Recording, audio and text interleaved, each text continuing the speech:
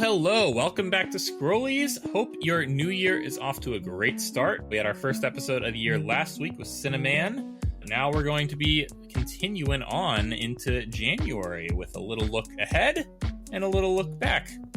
I'm joined by my co-host. Hey, what's up? I'm Team Ratnado, and backwards, that's Odin Tar Miat. Welcome, Odin Tar Miat. I am Rilbur Ok Taux. That's backwards. Glad to have you here. If you listen to this whole podcast backwards, that makes sense. Maybe. That gum you like is coming back in style. Yeah, regular Twin Peaks over here. Shout out Proc Ion Lotor, who really wants me to watch it. Hopefully soon enough. Oh, man. Yeah, no, you really should. Man, I got Last of Us. I got What We Do in the Shadows, Twin Peaks. Man, my whole play. No, I just. You know what? What We Do in the Shadows is the most important. Oh, surely. I mean, Colin Robinson. I mean, he's my spirit animal. So how could I not? No, we're here in this new year, me and Ratnado, and we're gonna be looking ahead at games to come, and we're also gonna be looking back at maybe a favorite or two from the last year, 2022. Disclaimer for those of you listening to this in the future, we're going off what's been announced at the time.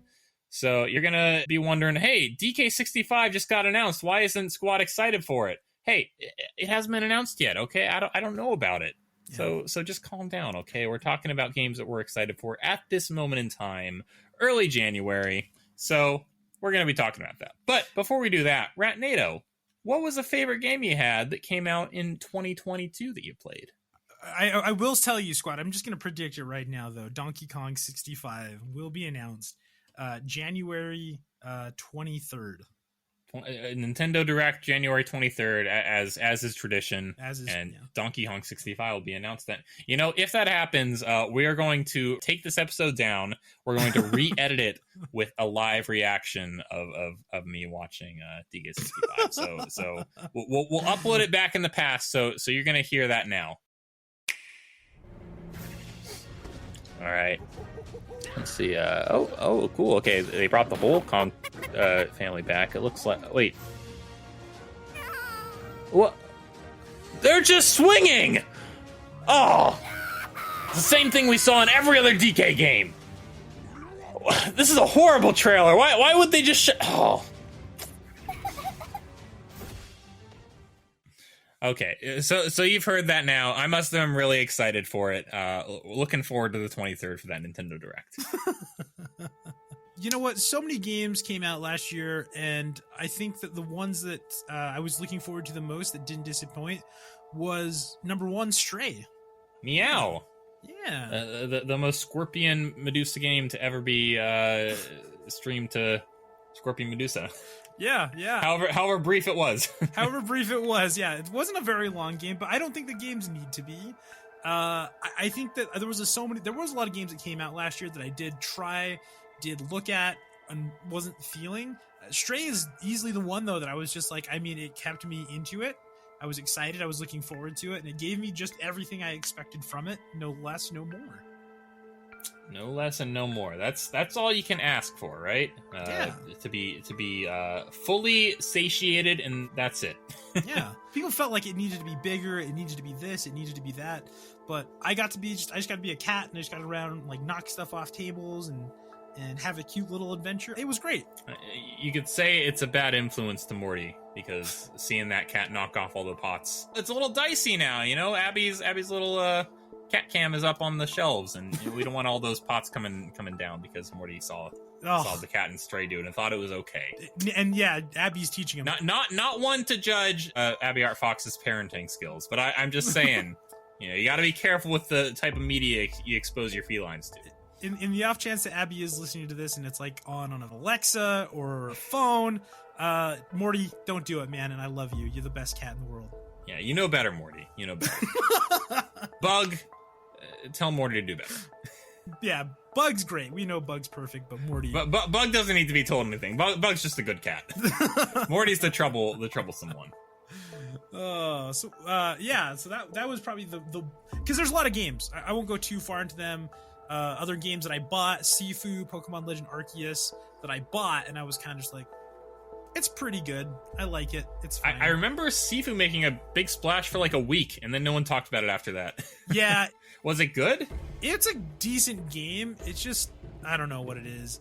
It is, I think, a little bit short too, and it's kind of got like a skill gap a little bit. Like, for me, that was the big thing of just like, I wanted to get perfect at it, but I just didn't ever really get much better. And I'm like, oh, it's fun. I like it, but you know, one day I'm sure I'll sit down and like really get into it, but just not yet. What about you, Sqat? What was your number one? I think I know. Can I guess? You can guess. There's not a lot of options, so of games that you played. Of games that I've played that came out last year. I'm not one to get new games usually, especially not at full price. So I usually wait for a sale. You probably are gonna get it. Mario plus Rabbids Sparks. Wait, no, you don't have that yet. I don't have it yet because I know for a fact that Ubisoft games always get deeply discounted if you just wait it out. And it's not a first-party Nintendo game because Ubisoft developed it. I mean, you can get that original Mario Rabbids pretty much any time of the year for a fraction of its original price. Yeah, you don't have to wait too long. I'm banking on them doing the same thing for Sparks of Hope. I think not gonna say a number, but I'm gonna say like once it gets under 50%. I'll probably go ahead and bite, but yeah. I guess I just said a number, so be expecting that playthrough to start once I get. No, just kidding. Yeah, exactly. No, that's fine. It will. I am looking forward to getting it though. No, I didn't pick up a lot of games that came out last year. I did get the Lego Star Wars Skywalker Saga when it went on sale, but then I just kind of like sat on it and never hit play. It's just sitting there waiting, staring me down, saying, Sqat Cobbler, you were looking forward to me for so many years. Why haven't you delved in yet? And I just have to look at it and say, I don't know. You don't deserve that. You don't deserve that Lego Star Wars Skywalker Saga. I'm sorry. Wow, you don't deserve it. Now I feel bad, and I should feel bad. No. That's okay. So what was it then? Because that was my next thing, was Lego Star Wars. Yeah, no, I mean, I got it. Didn't play it.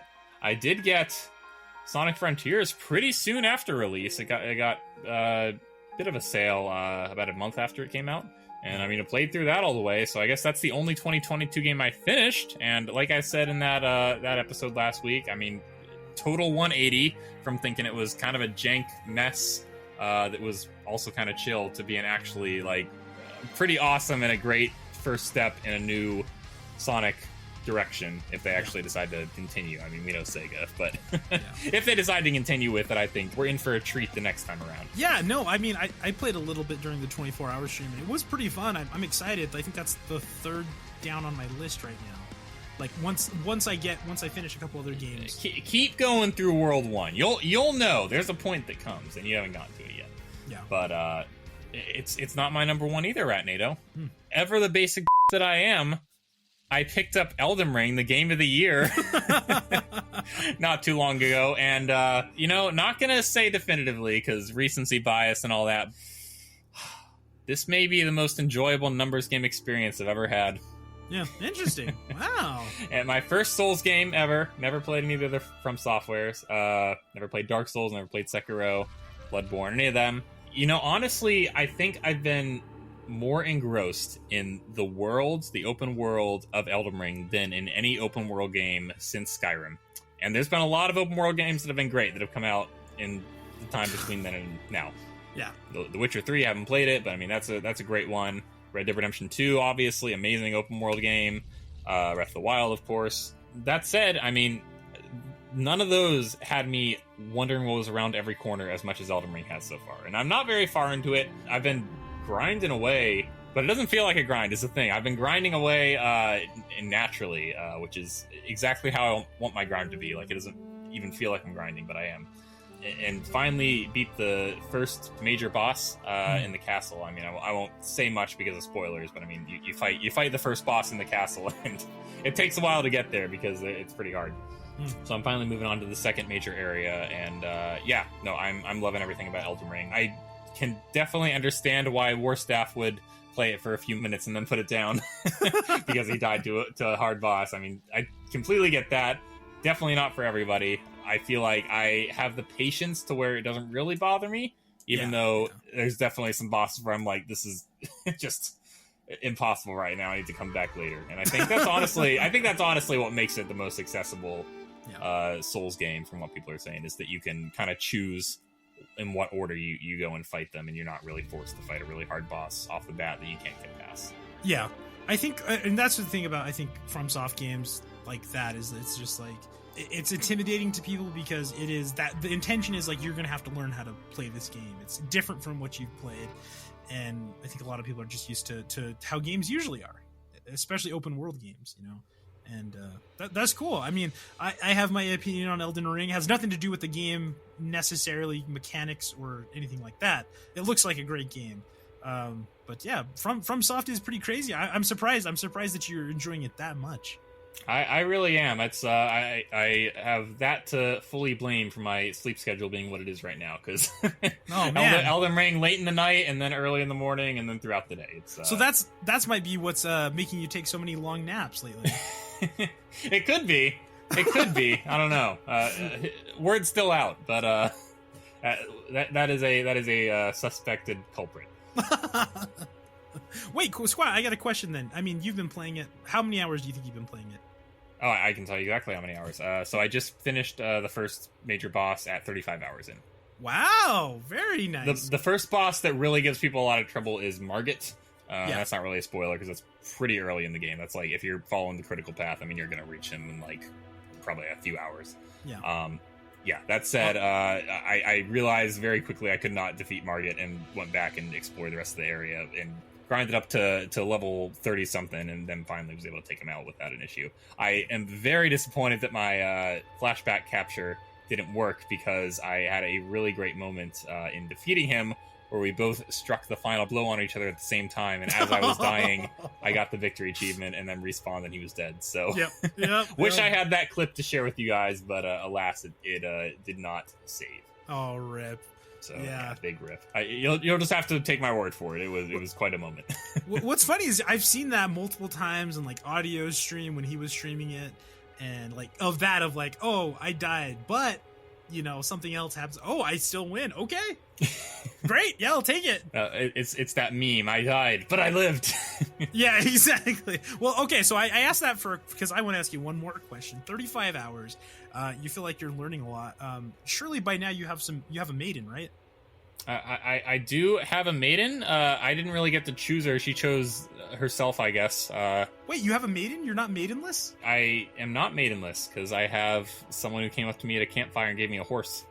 Oh, wow. Okay, yeah. Well... No, said they'd be my maiden. I don't know, maybe I misinterpreted that cutscene, but... She's only got one eye. Hey, you know what? That's okay. As long as you have a maiden. I just wanted to make sure you weren't maidenless. Oh, well. Hey, in Elden Ring, no, I'm not maidenless. Oh, no. That's not what we're using it for, but if anyone knows out there, just a maiden out there who likes a guy that likes Elden Ring, there's got to be millions of those out there, right? Perks if you have a horse that you can give them with his magic ring. If you're listening to this and you're a maiden, I guess all you have to do is just give somebody a horse. Yeah, just show up to them in an astral projection and give them a horse by a campfire. That's all you got to do. Unfortunately for you, however, you are maidenless. You are fated, it seems, to die in obscurity. Cool. Yeah. That's great. Elden Ring looks amazing. Elden Ring's great. Still pretty early into it, so I'll I guess let you guys know if I get suckered in even more. If I adopt the Grey Mitzi mantra, I don't lose until I give up, and I will never give up. Beautiful. I love it. So awesome. Sure enough, Elden Ring's my number one from last year. But Ratnado, there's a whole another year ahead of us. We're in 2023 now. 2022's old hat. We're talking games that are coming out soon, maybe, if they don't get delayed into 2024. I have a list here. I know you do as well. I guess, do you want to go first? Do you have any games that are coming out in the short term that you want to talk about that you're excited for? In the short term? I mean, in the short term, not a lot actually. Most of the stuff that I'm looking forward to comes out a little bit later. I guess probably Octopath Traveler 2 is the next closest thing, which comes out in February 24th. Which I really like. Octopath Traveler 1. I still got to finish a couple things there in that game, but the soundtrack was incredible. I love soundtracks, and Octopath Traveler 2 will hopefully be just as good as Octopath Traveler 1. So that would be the first thing that I'm looking forward to in the year. That would probably be the first one that I'm looking for. I think there's probably one later on that we're both going to be really excited about, hopefully. But what about you, Squat Cobbler? Quarter 1, quarter 2, what are you looking at?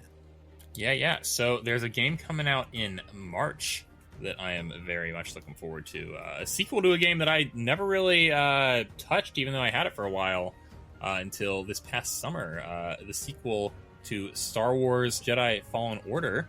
Yeah. Is coming out. Jedi Survivor. I'm really looking forward to this one. I don't really know much about what it's about. I know there's like a guy in a tank based on the trailer. And unfortunately, I don't... It's just a guy in a tank! It's just a guy in a tank! And I'm not really seeing a lot of the characters that I liked a lot in the first game returning, so I'm a little wary about that. But that just could be vague trailer cutting. So I'm sure they'll explain what's happening there in the actual game itself. But yeah, I'm looking forward to that coming out. So that's for me the first thing probably that's on the horizon. But I actually have quite a few that's coming out in the first half of the year already. Oh, really? Really? Well, I'm also pretty excited for Survivor. I think Jedi Fallen Order was really good. I don't understand why. I don't know. I guess I get why some people aren't like that into it. But I thought that the campaign for Battlefront 2 was actually pretty good.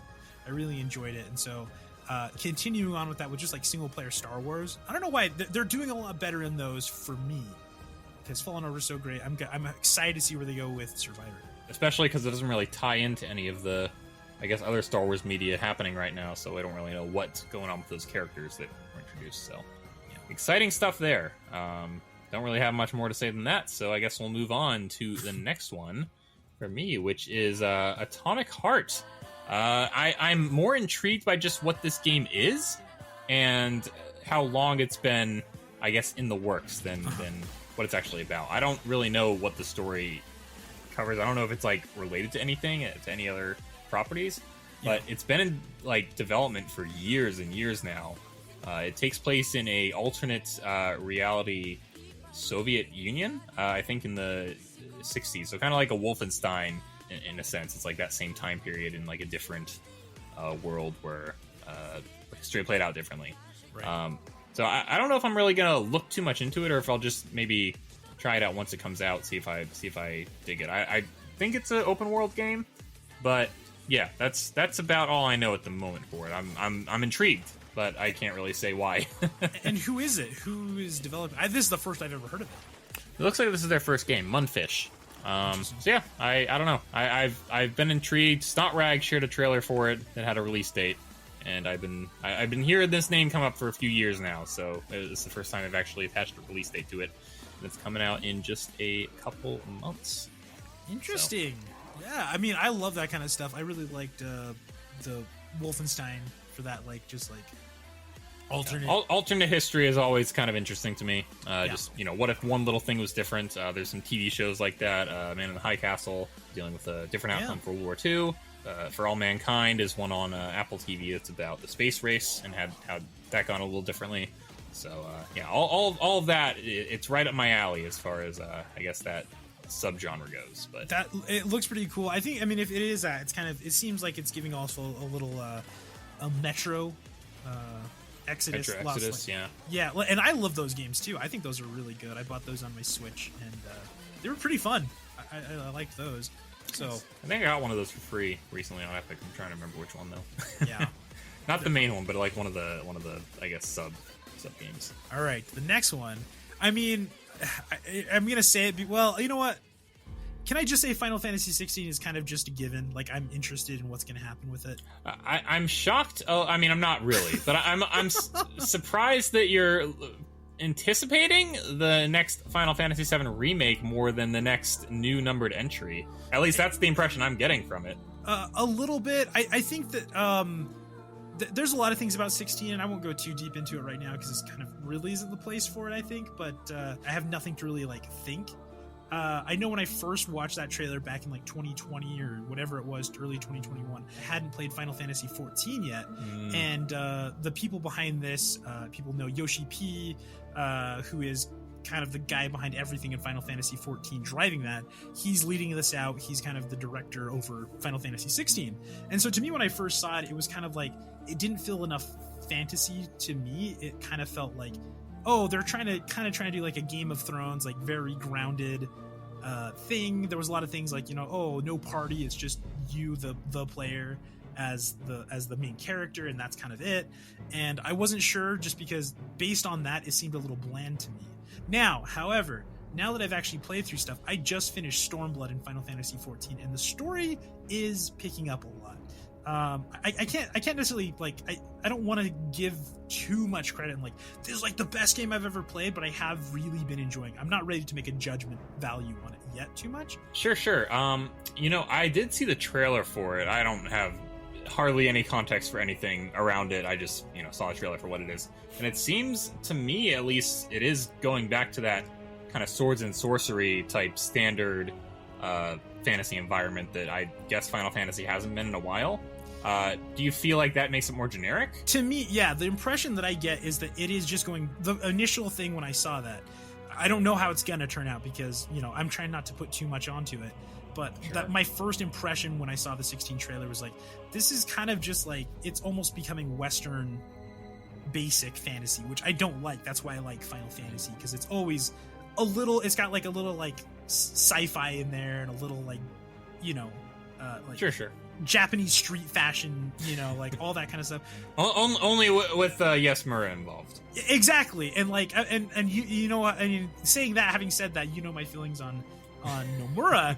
That's why I'm kind of just like, I don't know how I feel about this yet. I don't know what it's gonna be, because part of me is worried it's gonna be like just like a watered down Western fantasy kind of thing with some Final Fantasy trappings, which is not what I want. I don't want that. I would rather them do something bombastic and crazy that people go, huh? I am a little surprised. This is the first, I guess, new Final Fantasy entry that's released in the time that I've known you, Ratnado, and I wasn't expecting you to be kind of lukewarm on it, so I'm hoping that it, I guess, comes out and changes your mind, because I know how much you enjoy the series. But tell me, what writer is attached to this, and are you familiar with?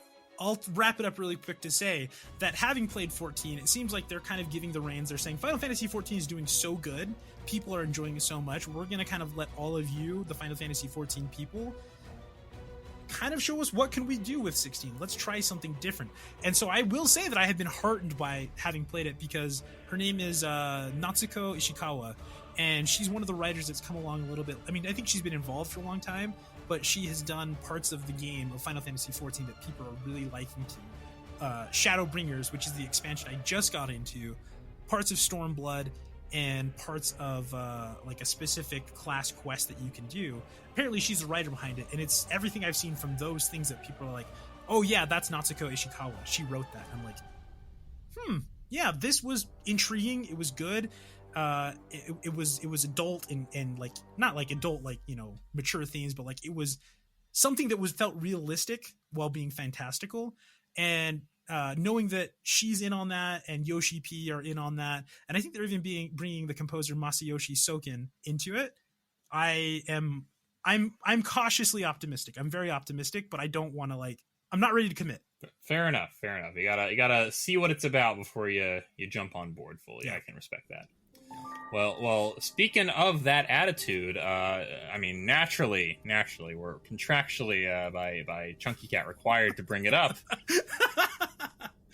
Tears of the Kingdom. I mean, I won't say much about it. There's not really much to say. We have gotten very little as far as information goes, but I mean, we know it's coming out in the spring. I'm excited for it.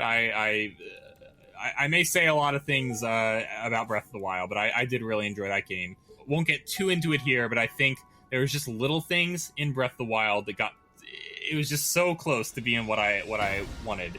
And if they just tweaked it a little bit more, then it would have been right there. So I'm hoping that Tears of the Kingdom can just fix a couple of those rubs that I had with Breath of the Wild, and that it just really, especially playing Elden Ring now, I'm just getting reminded so much of what I was wanting from open world games around the time it came out.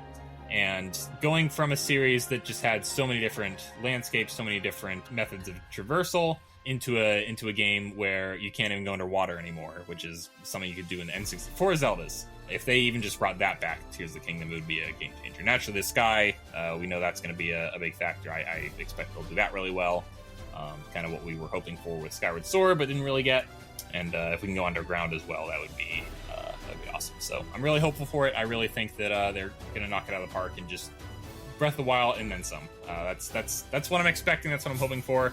I would like a good story, but I mean, yeah, I guess that just depends on what direction they decide to take it. It also depends on what you consider a good story. So that's fair. That's fair. But no, I agree. I'm super hopeful. I don't know. Yeah, I think that there's something to be said about like Breath of the Wild is a great game, but I agree. I'm not sure if we've ever talked about those specific things. I think we can confidently say there will be an episode around the time of the release of the game that will go in depth into what we think of Breath of the Wild. Which again, both of us like Breath of the Wild, right? We can say that now. So don't think we're saying otherwise. But I think it's pretty easy to do better than Breath of the Wild if they just do a couple things differently in Tears of the Kingdom. Yep. And that being said, I mean, we'll go into this later, but I want to put a bookmark in this as well. A little sampling. Age of Calamity has a lot of the things that I wish that Breath of the Wild had.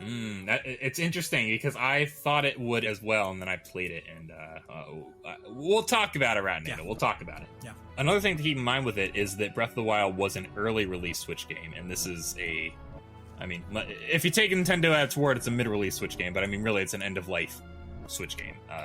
We're probably in the last year or two of the console, so we're going to be seeing it basically fully utilizing what the Switch can do, and I mean, if recent games are any indication, it may struggle a little bit. I'm hoping that they're able to pull out some Nintendo magic. Mario Odyssey ran great and looked great, and Breath of the Wild performed unideally, but it was also right when the console came out. So I'm hoping they can fix it up a little bit, make it look really nice. And yeah, that's all we're gonna say about that for now, because there's not really much more to say with the information we have. I'm excited for it though. Next up, I mean, like the next thing I'm kind of looking forward to and to see how it plays out is Street Fighter 6. Yes. I got announced not too long ago. Yeah, exactly. And I mean, just from what we saw, just the idea of like, kind of like, I don't know if it's an open world, but like the ability to go around and do stuff. It looks like they're going for a design that is just kind of like, I don't know. I like the design of it. I like the design of like Street Fighter 5 and 4, but like big, bulky, and everyone's, like that. But it seems like 6 is kind of just going with like a slightly more realistic, tongue-in-cheek. And it looks cool. I like the vibe of it. The music sounds great. I'm really hoping that's going to be good, and I want to get into it. And a lot of people I know that got to try it out, that beta, said it looks great. So I'm excited for that.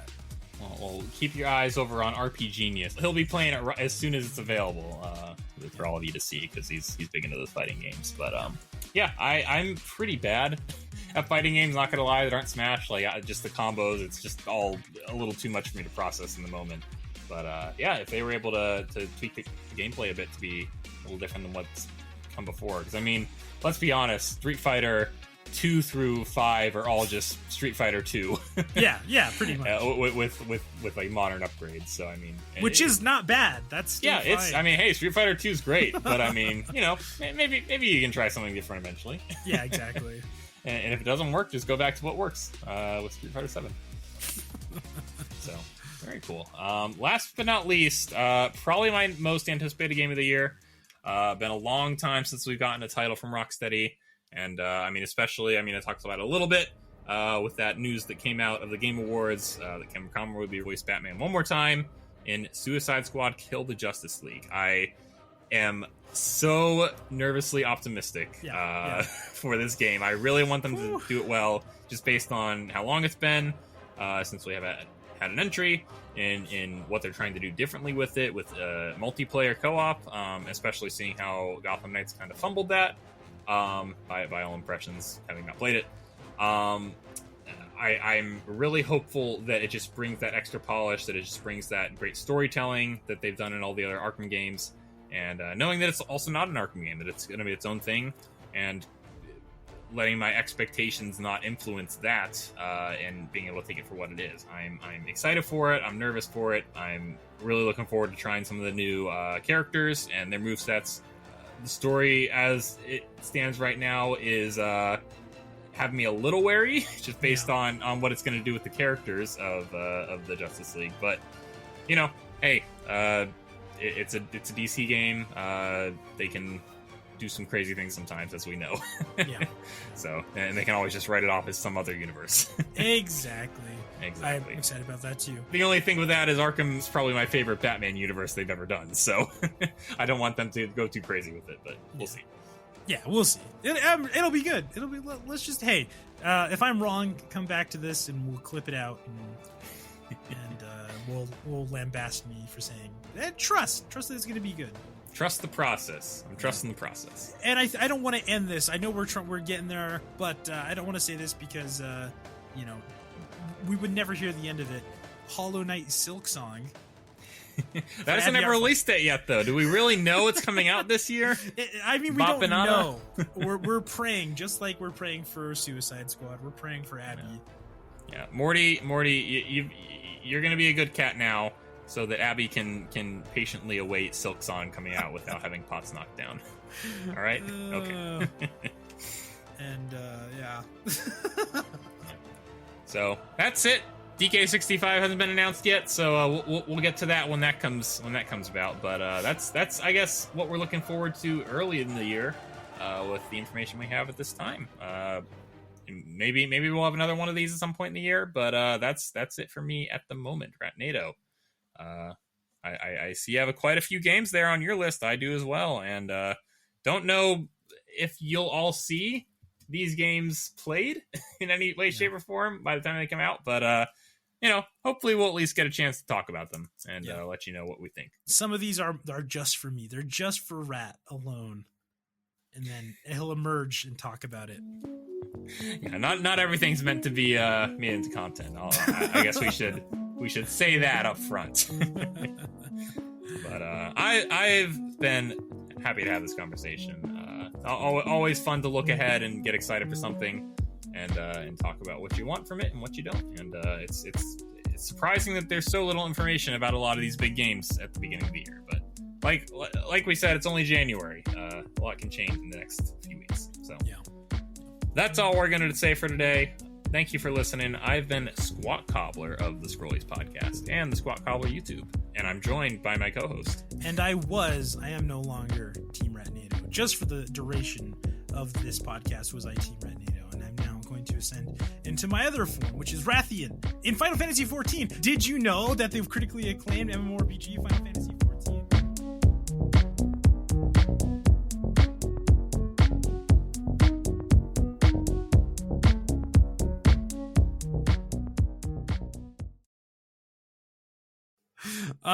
That's not what we're using it for, but if anyone knows out there, just a maiden out there who likes a guy that likes Elden Ring, there's got to be millions of those out there, right? Perks if you have a horse that you can give them with his magic ring. If you're listening to this and you're a maiden, I guess all you have to do is just give somebody a horse. Yeah, just show up to them in an astral projection and give them a horse by a campfire. That's all you got to do. Is that our new bonus podcast, Daties? Daties. Dating advices. A work in progress. We're getting there. Every time we're just like, give him a horse. I don't know. We'll let Screenies pop up first, and then